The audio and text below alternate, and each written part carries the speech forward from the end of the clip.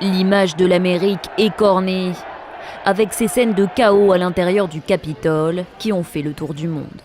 D'un bout à l'autre de la planète, les dirigeants choqués dénoncent une atteinte à la démocratie. En France, le président Emmanuel Macron a pris la parole sur Twitter.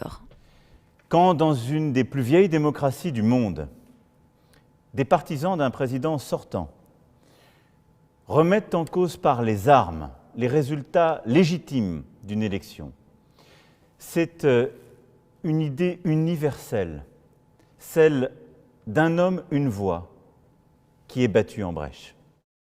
Au Royaume-Uni, le Premier ministre Boris Johnson dénonce des scènes honteuses et appelle à une transition pacifique et ordonnée du pouvoir vers le démocrate Joe Biden.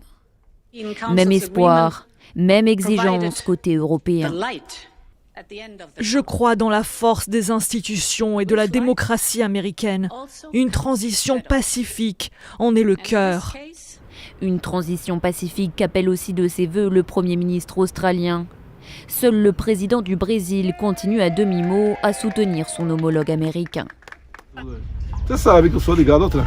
Sim, Você já sabe que a minha resposta aqui. sim.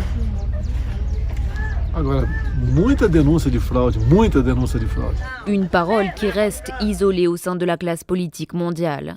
Sur Twitter, des indignations en série, venues de France, d'Argentine, du Brésil et même du sommet de l'État chilien. La plateforme à l'oiseau bleu a elle-même décidé de sévir contre Donald Trump. Accusé de violer les règles du réseau social, son compte a été suspendu pour une durée de 12 heures.